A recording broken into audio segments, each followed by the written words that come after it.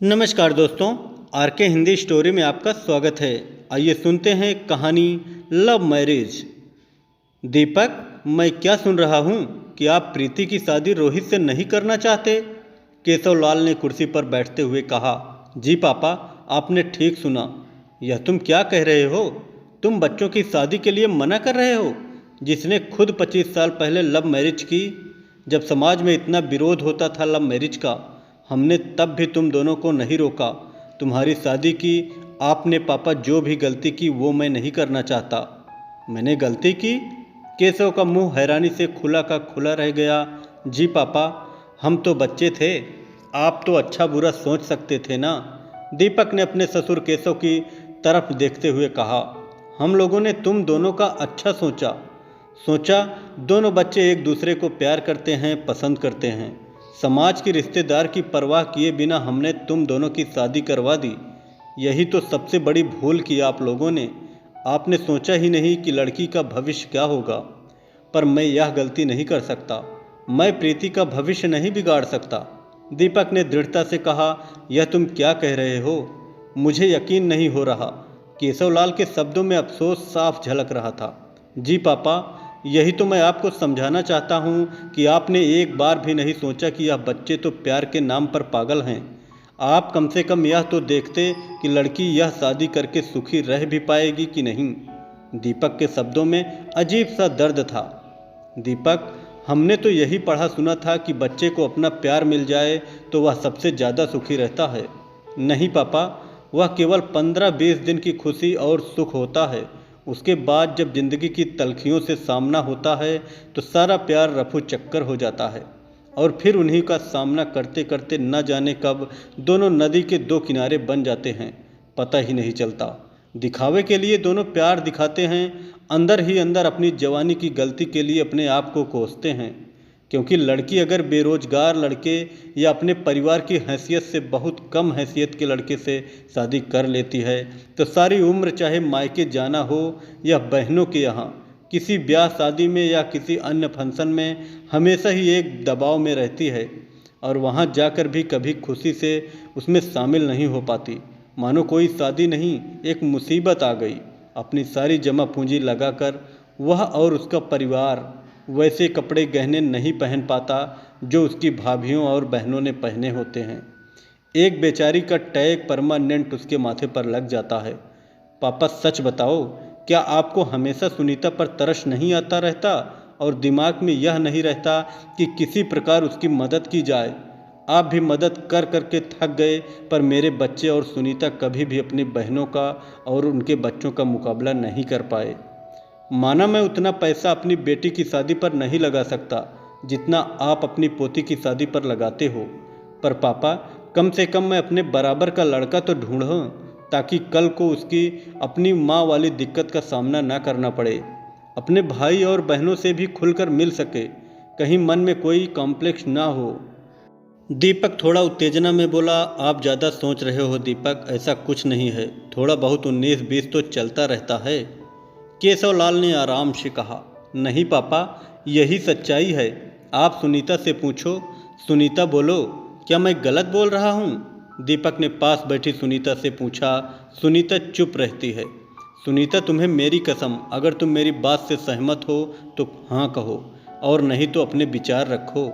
दीपक ने फिर जोर देकर कहा। सुनीता की गर्दन का झुकना यह साबित कर रहा था कि दीपक जो कह रहा है वह ठीक ही कह रहा है, कि तुम्हारी दोनों बहनें बहाने बहाने से तुम्हें कभी अपनी साड़ियाँ देती तो कभी अपनी ज्वेलरी, ताकि तुम भी उनके बराबर ही शादियों में शामिल हो सको। पर पापा, इन सारी हेल्प के बाद एक कॉम्प्लेक्स आता है, वह कभी नहीं जाता। कितनी बार रेनू और मीनू हमें कहती हैं कि चलो घूमने का इकट्ठा प्रोग्राम बनाते हैं। सुनीता और बच्चे भी मेरे पीछे लग जाते हैं कि हाँ हाँ इकट्ठे चलते हैं, बड़ा मज़ा आएगा। पर मैं कैसे उनके साथ प्रोग्राम बनाता?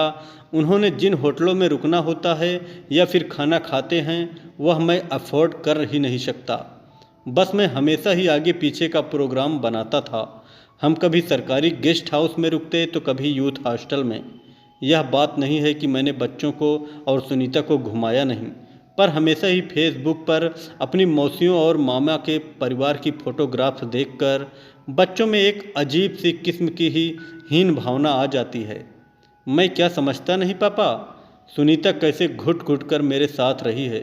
दीपक ने एक लंबी सांस छोड़ते हुए कहा, नहीं बेटा, प्यार भी तो कोई चीज़ होता है। तुम दोनों एक दूसरे को इतना प्यार करते हो। सुनीता ने कभी कोई शिकायत नहीं की। करते थे पापा, और अब भी करते हैं, पर इस समाज में बिना अगर आप जंगल में रहें तो दो पक्षियों की तरह एक दूसरे में खोए हों, क्योंकि वहाँ आप और आपका प्यार ही है। यहाँ समाज रूपी रोज आपको पड़ता है तो प्यार तो किनारे लग जाता है, रह जाती है सिर्फ कड़वाहटें।